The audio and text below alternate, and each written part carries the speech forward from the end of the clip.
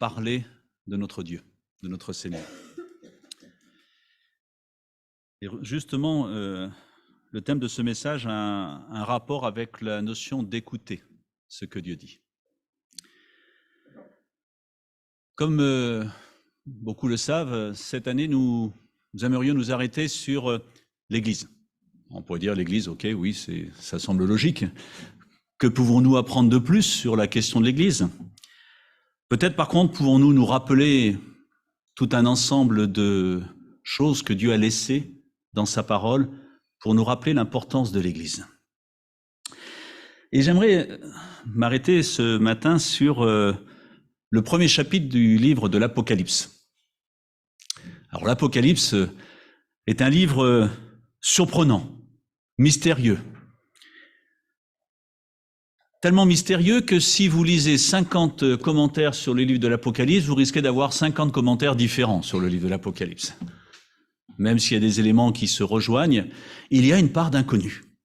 Parce que ce livre est rempli de prophéties et par définition, tant qu'une prophétie n'a pas eu lieu, on n'est pas certain de la manière dont elle va se dérouler. C'est un livre qui peut paraître difficile à comprendre sur certains aspects. Pourtant, il commence avec un message important et encourageant pour les églises.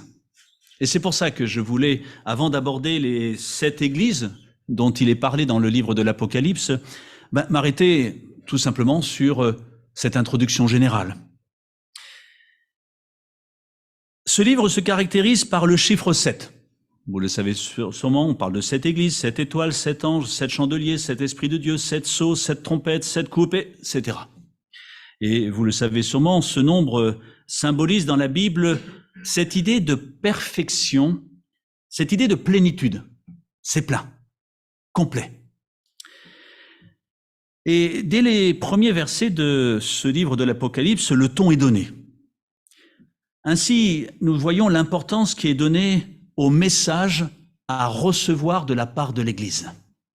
Et il insiste cela et on va voir pourquoi. Il ne dit pas simplement, voilà, je vous ai écrit quelque chose, vous le lisez si vous avez le temps, si vous voulez. Non, il est important de veiller, de commencer à écouter ce que je dis. Lisons quelques versets. Verset 1, je vais sauter quelques passages pour gagner un peu de temps. Révélation de Jésus-Christ. C'est Jésus-Christ, et vous vous rappelez, c'est lui qui bâtit son Église. Cette révélation, Dieu l'a confiée à Jésus-Christ pour qu'il montre à ses serviteurs ce qui doit arriver bientôt. Et Jésus-Christ, en envoyant son ange, l'a fait connaître à son serviteur Jean. En tant que témoin, celui-ci annonçait la parole de Dieu que Jésus-Christ lui a transmise par son propre témoignage. Il a annoncé tout ce qu'il a vu. Et ce verset sur lequel j'aimerais particulièrement m'arrêter ce matin, « Heureux celui qui donne lecture des paroles de cette prophétie, et ceux qui les entendent, et qui gardent ce qui est écrit dans ce livre, car le temps est proche. » Jean salue les 7 églises qui sont dans la province d'Asie. Que la grâce et la paix vous soient données de la part de celui qui est, qui était et qui vient, de la part des 7 esprits qui se tiennent devant son trône, et de la part de Jésus-Christ, le témoin digne de foi, le premier-né d'entre les morts, et le souverain des rois de la terre. Il nous aime, il nous a délivrés de notre péché par son sacrifice. Il a fait de nous un peuple de rois, des prêtres au service de Dieu, son Père. À lui donc soit la gloire et le pouvoir pour l'éternité. Amen. Il dit un peu plus loin qu'il est l'alpha et l'oméga, le commencement et la fin. Moi, Jean, verset 9, votre frère qui partage avec vous la détresse, le royaume et la persévérance dans l'union avec Jésus. J'étais dans l'île de Patmos parce que j'avais proclamé la parole de Dieu et la vérité dont Jésus est le témoin. Le jour du Seigneur, l'Esprit de Dieu se saisit de moi.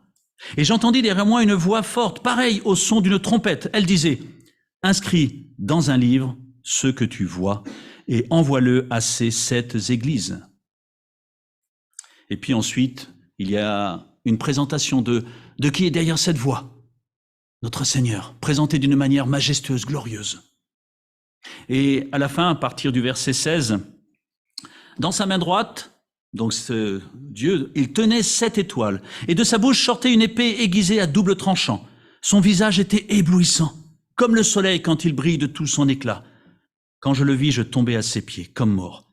Alors il posa sa main droite sur moi en disant, « N'aie pas peur, moi je suis le premier et le dernier, le vivant. J'ai été mort et voici, je suis vivant pour l'éternité. Je détiens les clés de la mort et du séjour des morts. Écris donc, vous voyez que c'est répété régulièrement, écris donc ce que tu as vu, ce qui est et ce qui va arriver ensuite. Mais d'abord, voici quel est le secret des 7 étoiles que tu as vues dans ma main droite et des 7 chandeliers d'or. Les 7 étoiles sont les anges des 7 églises et les 7 chandeliers, les 7 églises. On reviendra sur ces derniers versets, mais on peut se rendre compte qu'un livre qui peut, sur certains abords, nous faire peur, commence par heureux. Heureux. Il peut y avoir de la joie au milieu des difficultés et des tribulations.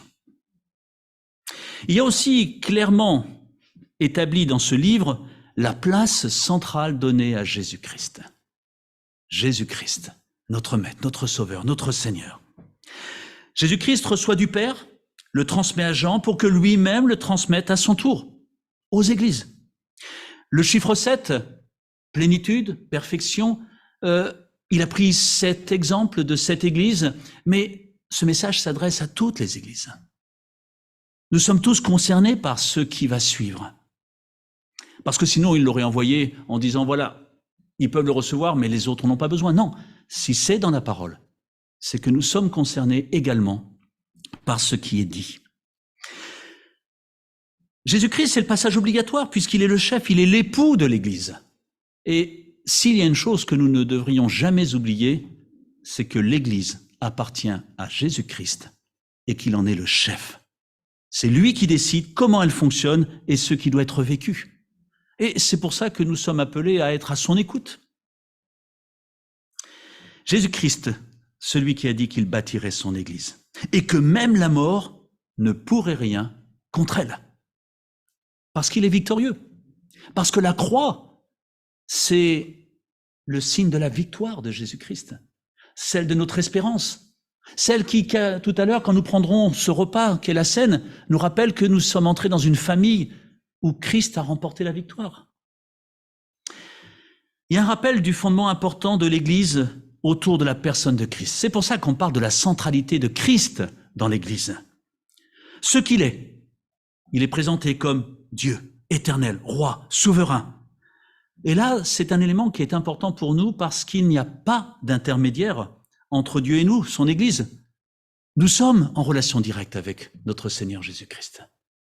Contrairement à l'Ancienne Alliance qui demandait des personnes qui soient cet intermédiaire, là nous pouvons nous adresser directement à Christ. Et Christ nous fait la grâce ce matin d'être là, au milieu de nous. Merci, merci Seigneur. Il y a ce qu'il a fait. Nous lui devons tout. Il nous a aimés. Il est notre sauveur. Le rôle central de son sacrifice.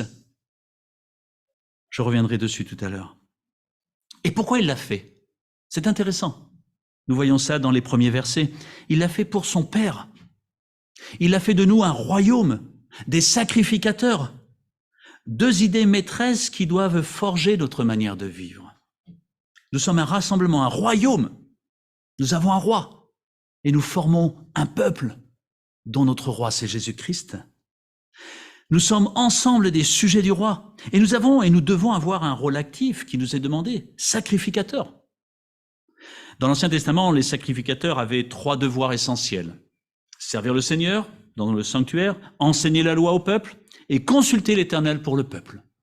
On pourrait faire ce parallèle qui est toujours de servir notre Seigneur. De connaître la loi, parce que pour l'enseigner, il faut la connaître. Mais là, qu'est-ce que dit Dieu? Qu'est-ce que dit sa parole? Et puis, consulter l'Éternel, on peut imaginer cette notion de « quelle est ta volonté ?» J'ai besoin de savoir ce que tu attends de moi. Notons qu'il n'y a plus aucune hiérarchie ou d'intermédiaire, puisque nous pouvons tous directement nous approcher de Dieu. Même si, comme cela a été rappelé, Dieu est un Dieu d'ordre, mais au service de notre Seigneur. servir Dieu. Et quoi que vous fassiez en parole ou en acte, faites tout au nom du Seigneur Jésus en exprimant par lui votre reconnaissance à Dieu le Père. Nous sommes là pour servir Dieu, notre roi, notre Père. Faire tout pour la gloire de Dieu. Ça veut dire que dès que je prends une décision, dès que j'ai envie de quelque chose, et j'ai le droit d'avoir des envies, ma première réaction, c'est de dire, est-ce pour la gloire de Dieu? Ou est-ce parce que j'en ai envie? Ou est-ce que je fais cela pour la gloire de Dieu? Et plus nous apprendrons à agir pour la gloire de Dieu, et plus nous en retirerons quelque chose, une joie extrême, une joie parfaite. Parce que quel privilège de le servir. Et Dieu bénit celui qui se confie en lui. Nous serions donc bien avisés de veiller à cela dans tous les choix que nous pouvons faire dans une vie, le reste devenant secondaire. Ce verset 3, revenons à ce verset 3. Heureux celui qui lit et ceux qui écoutent les paroles de la prophétie et gardent ce qui est écrit, car le moment est proche. Une petite parenthèse sur la notion de heureux. C'est paradoxal qu'un tel livre commence par cette notion de heureux. Soyez dans la joie, soyez bénis. Parce que quand on voit ce qui suit, c'est plutôt un petit peu surprenant. Et d'ailleurs, c'est très étonnant parce que le nombre de films catastrophiques qui s'appuient sur des éléments de l'Apocalypse, Armageddon, je pense que les gens connaissent pour beaucoup Armageddon sans avoir lu le livre de l'Apocalypse. Les 1000 ans, le millénium, les 10 têtes, plein d'images qui sont parfois repris de ce livre de l'Apocalypse comme si c'était une base pour écrire plein de livres, de films apocalyptiques. Et pourtant, ce livre commence par heureux. Mais pas tous. Ceux, nous est-il dit, et nous allons revenir dessus, qui écoutent et qui gardent. Juste une petite parenthèse sur ces béatitudes, parce que nous connaissons les béatitudes de Matthieu qui se trouvent dans un contexte relativement de paix. Il est en train d'enseigner un peuple. Voilà celui comment il peut être heureux. Et là, il y a une petite différence. Il y a toujours cette possibilité d'être heureux, mais là, pour encourager ceux qui se trouvent au milieu des difficultés. Parce que oui, le peuple de Dieu se retrouve au milieu des difficultés et pourtant, il peut avoir cette espérance d'être heureux.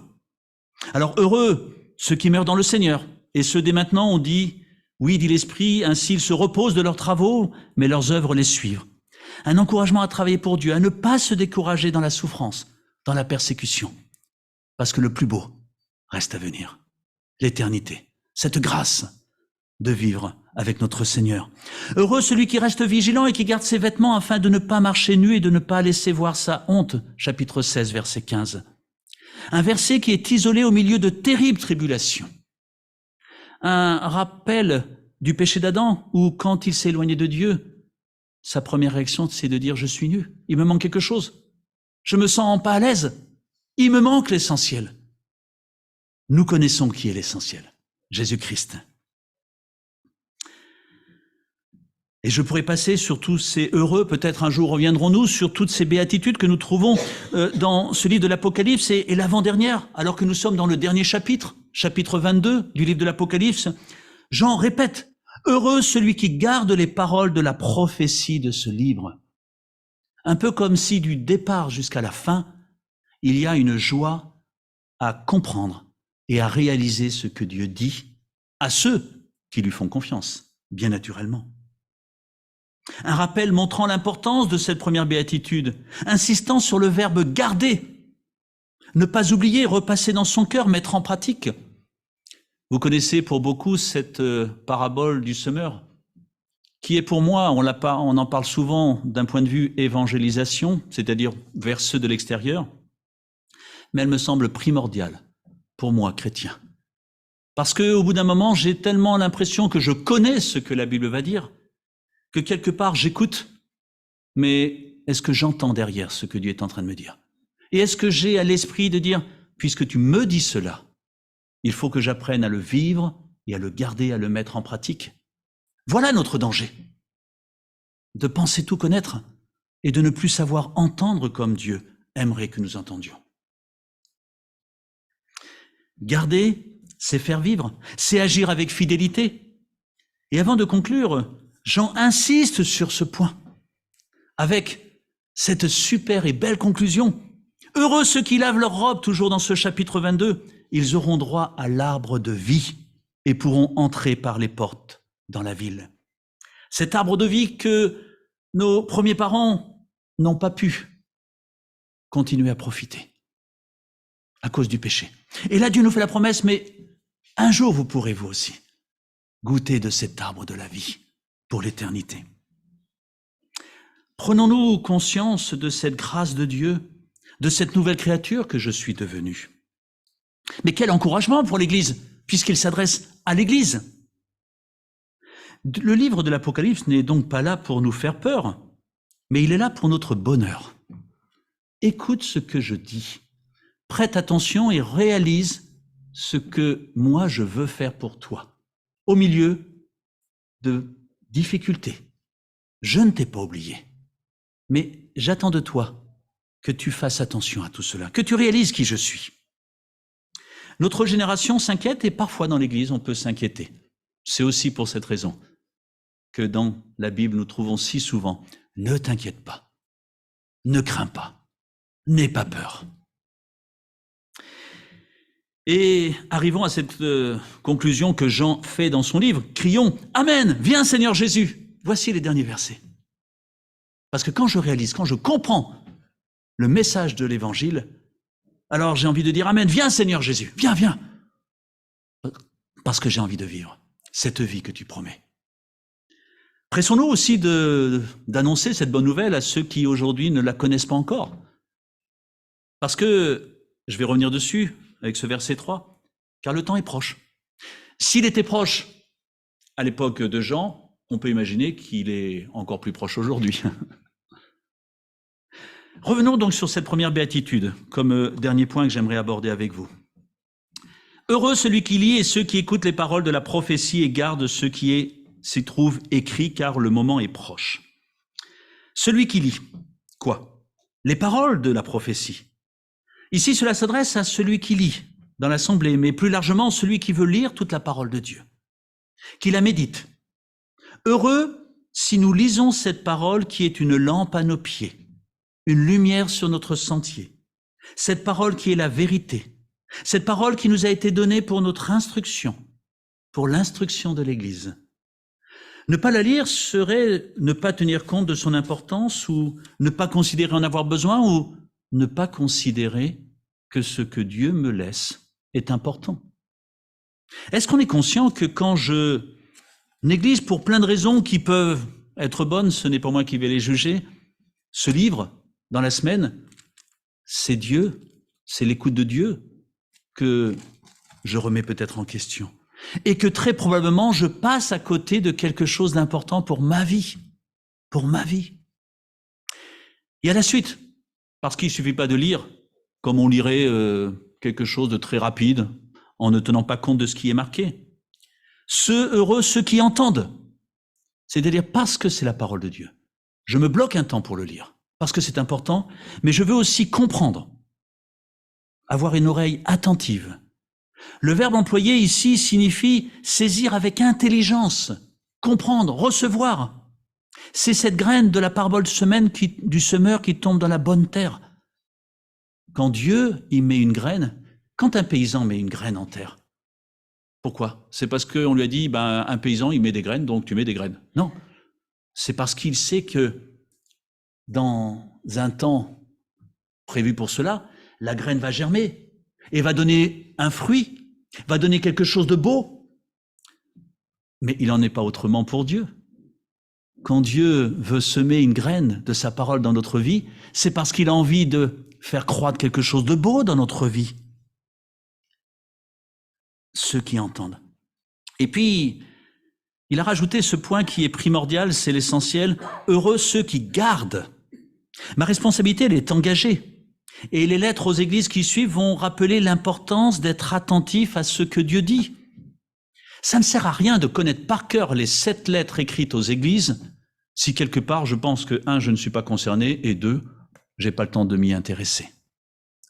Et surtout, que c'est Dieu qui est en train de me parler aussi à moi aujourd'hui en 2023. Être attentif à ce que Dieu dit, c'est ne pas oublier, c'est mettre en pratique. Il ne sert à rien de lire, il ne sert à rien de comprendre si nous ne retenons pas et ne mettons pas en pratique ce que la prophétie nous enseigne. Il est important d'intégrer dans notre vie le message de Dieu. Parle, ton serviteur écoute. Qu'est-ce que tu attends de moi? Mais surtout, qu'est-ce que je peux vivre de nouveau en laissant cette graine que tu m'as donnée pousser en moi? Car le temps est proche.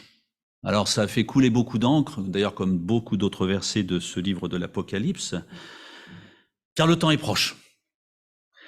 Je dirais simplement, je ne vais pas entrer, parce que ce n'est pas le but ce matin, d'entrer dans les détails de tous ces versets, mais je dirais simplement une chose, c'est que si nous sommes en train de lire ce livre, si nous écoutons ce que dit ce livre, c'est que nous avons encore le temps de l'écouter et d'entrer dans une relation vraie et profonde. Parce que Dieu n'est pas encore revenu chercher son Église. Je ne sais pas si dimanche prochain il y aura un culte. Imaginons que Christ revienne cette semaine. Ouah, sensationnel! Alors peut-être qu'il y a des personnes dans la salle qui n'ont pas encore fait ce choix. Et je ne dis pas de réfléchir en faisant peur, parce que c'est pas le but de se convertir parce qu'on a peur.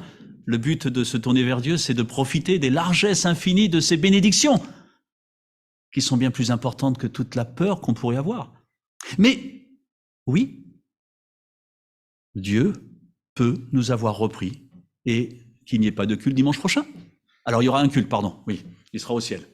Alors je ne sais pas qui prêchera, mais comme ça a été dit tout à l'heure, il y aura une chorale merveilleuse, quasiment aussi bien que quand Sylvie chante. Ce sera formidable. Ou quand Johan joue le piano, ce sera peut-être vous d'ailleurs qui serez aux manettes, je ne sais pas, mais ce sera merveilleux.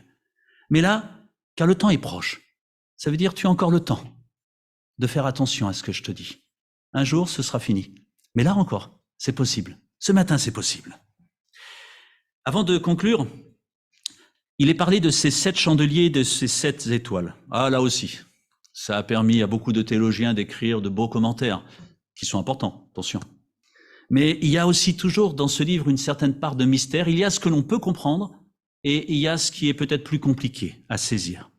Ou peut-être que nous compliquons parfois, je dirais plutôt ainsi, le message que Dieu nous laisse, même à travers ses livres.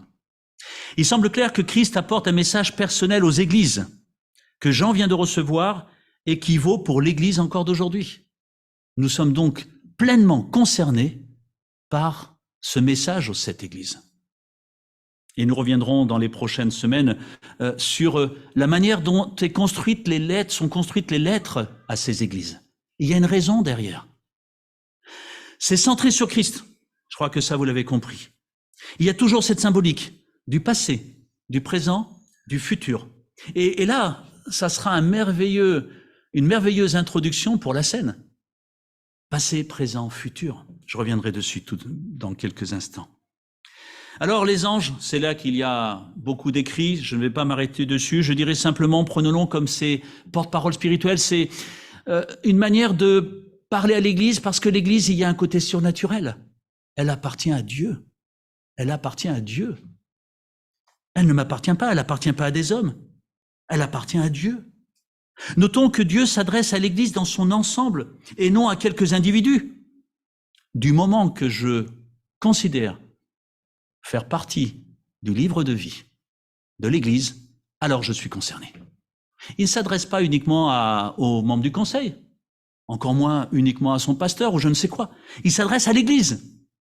Et on va voir à travers ces lettres que c'est toute l'Église qui est concernée. Et quand il y a quelque chose qui ne va pas, c'est à l'Église qu'il s'adresse, comme s'il y avait un risque que toute l'Église soit contaminée par ce qui ne va pas. Dieu s'adresse à toute l'Église parce qu'il y a une responsabilité collective et non individuelle. Il y a bien sûr notre responsabilité individuelle qui joue, elle est importante. Mais là, il s'adresse à la collectivité. Le chandelier est une image importante dans l'Église, de l'Église. Une lumière autant pour ceux de l'intérieur que le fait de resplendir dans le monde. Parce que la vocation d'un chandelier, c'est d'éclairer. C'est d'éclairer.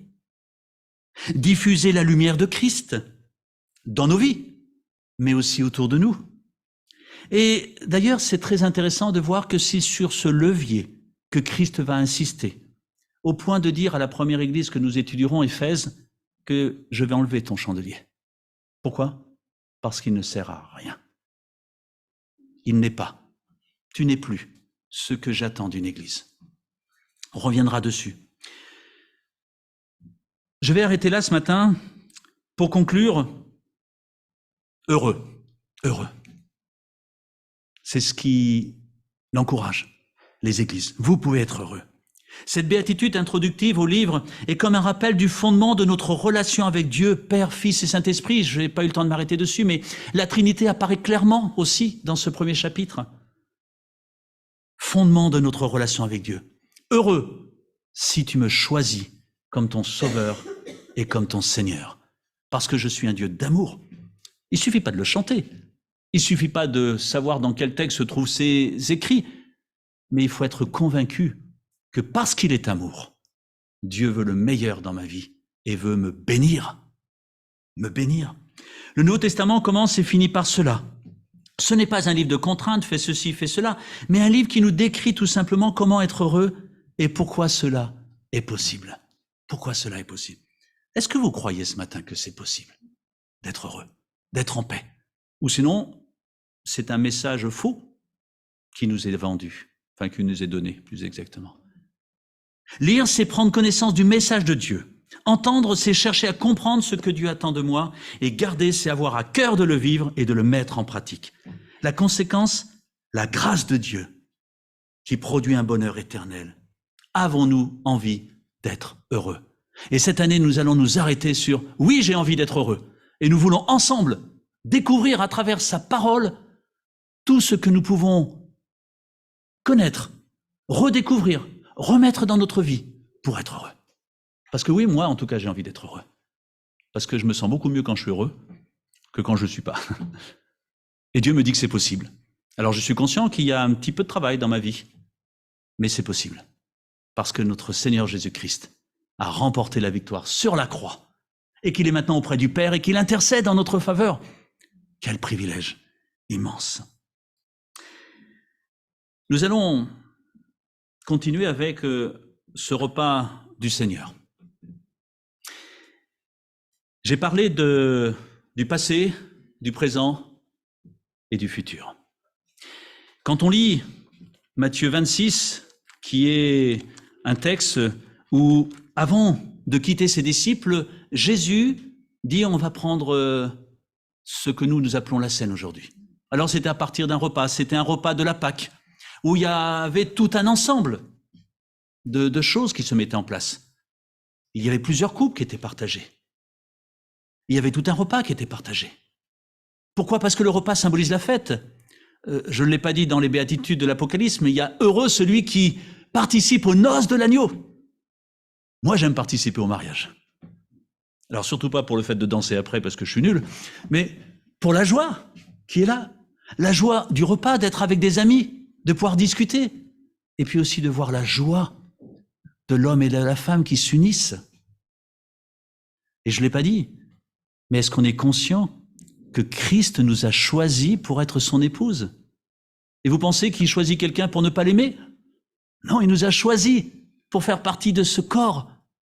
Et il veut symboliser ça par ce repas des noces de l'agneau. Je suis l'agneau de Dieu qui ôte le péché du monde. Mais c'est incroyable ce qu'il nous propose. Sommes-nous conscients de la grâce de Dieu? Alors côté passé, parce que dans Matthieu 26, il rappelle, au cours du repas, Jésus prit du pain, puis après avoir prononcé la prière de bénédiction, il le partagea en morceaux, puis il les donna à ses disciples en disant « Prenez, mangez, ceci est mon corps ». Ensuite, il prit une coupe et après avoir remercié Dieu, il la leur donna en disant « Buvez-en tous, ceci est mon sang sur lequel est scellée l'alliance ». C'est fort les alliances de Dieu. Il va être versé pour beaucoup d'hommes afin que leurs péchés soient pardonnés. Mon péché a été pardonné. Je suis une nouvelle créature devant Dieu. Je vous le déclare, désormais, je ne boirai plus du fruit de la vigne jusqu'au jour où je boirai le vin nouveau avec vous dans le royaume de mon Père. Alors, ce repas, il s'adresse pas aux gens qui sont devenus parfaits, parce que ça risquerait de rester comme c'est actuellement, mais à ceux qui ont choisi de suivre Jésus-Christ.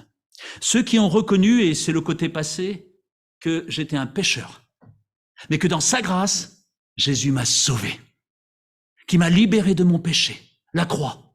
Et je veux me rappeler, avec tout ce peuple que nous formons, l'Église, que Christ est mort sur la croix pour moi. C'est ce côté passé. Je me rappelle ce qu'il a fait. Et je me rappelle, et je sais qu'il n'y avait pas d'autre solution. Et je le vis au temps présent. C'est maintenant que je vais vivre cette relation avec Dieu. C'est maintenant que je peux être heureux avec Dieu. C'est maintenant que nous pouvons prendre ce pain, ce vin. Ce sera du jus de raisin, de fruits de la vigne. Et puis il y a ce côté futur parce qu'il nous dit qu'un jour, nous le prendrons à nouveau dans son ciel de gloire, avec Christ. Avec Christ. Vous vous rendez compte? On sera en présentiel, si je peux m'exprimer quelque chose comme ça, avec Dieu. On sera plus en, je vais employer un mot que vous connaissez, en Zoom, avec notre Seigneur, ce qui est déjà important. C'est une mauvaise image, je le conçois. On sera en présence de Dieu dans le sens où nous le verrons réellement. Nous serons face à face avec ce corps glorifié et nous partagerons cette fête, ce repas. Quelle joie! Aujourd'hui, j'allais dire contentons-nous, mais c'est déjà énorme quand on réalise que c'est la croix qui nous ouvre cela. Alors en prenant ce pain et ce vin, pour ceux qui ont accepté Jésus comme leur sauveur, et il est important, pendant que nous allons prier, de se remettre devant Dieu pour dire, Seigneur, je te dois tout. Pardon pour mes inconséquences. Mais Seigneur, merci de m'aimer tel que je suis, d'être mort sur la croix et de pouvoir participer à ce repas. Parce que le but est de participer à ce repas, en attendant de le vivre au ciel. Donc tous ceux qui ont accepté Jésus comme sauveur et Seigneur personnel, eh bien, nous puissions ensemble, comme une belle famille, comme un peuple merveilleux qui appartient à notre Christ, partager ce pain et ce jus de raisin. Je vais demander à Samuel et Rachel, puisque vous êtes les plus près, et puis aussi parce qu'il y a ces symboliques du culte de ce que Dieu veut vivre avec son Église. Il l'a choisi, il nous a choisis. Si vous pouvez prier pour ce pain qui représente ce corps offert sur la croix et ce jus de raisin, ce fruit de la vigne qui représente cette alliance merveilleuse que nous avons avec notre Seigneur Jésus-Christ.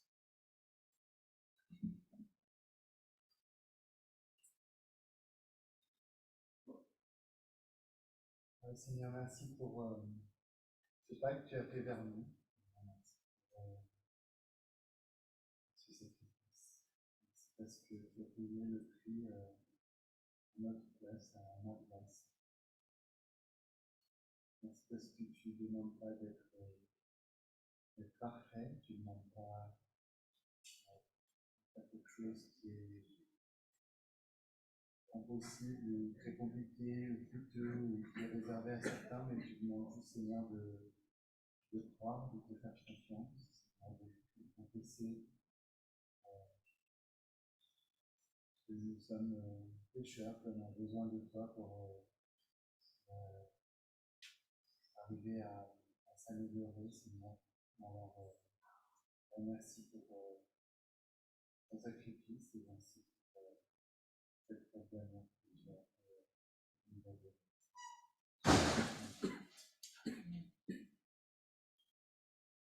Merci notre Dieu pour ta parole qui nous enseigne, qui nous instruit sur tout ce que tu as fait pour nous. Et je voudrais que dans l'Apocalypse, s'il y a des mystères et des choses qu'on ne comprend pas bien, il y a aussi des certitudes. Et il y a la certitude de ta victoire complète et totale en Christ sur la croix. Et il y a l'annonce de ton retour, comme Seigneur l'a dit. Et en prenant ces éléments, c'est aussi ce que nous annonçons. Une victoire totale dans nos vies, par ton esprit, par ton sacrifice, et par le salut que tu nous offres, et l'annonce de ton retour, et que tu viens nous chercher, et que tu nous prépares une place. Merci Seigneur pour ces certitudes, qu'on puisse s'en saisir et les faire vivre dans notre quotidien, et que l'on puisse être pleinement au bénéfice de la liberté que tu nous offres en Christ. Pendant que les éléments vont passer dans les rangs, que nous puissions simplement, courtement, remercier Dieu et le louer pour ce qu'il a fait, pour ce qu'il a fait.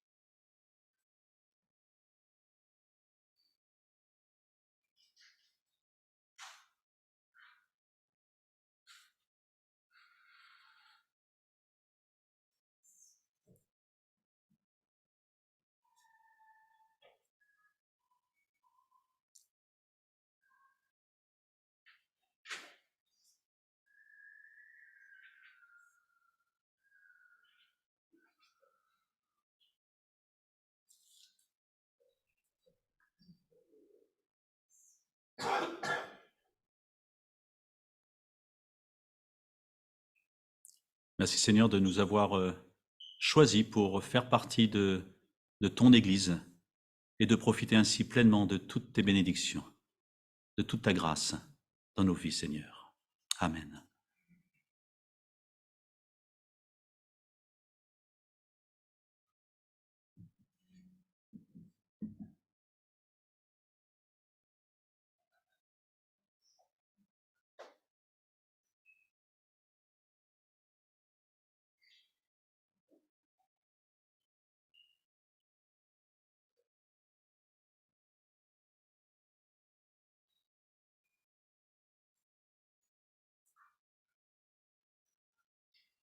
Seigneur, merci pour ta fidélité.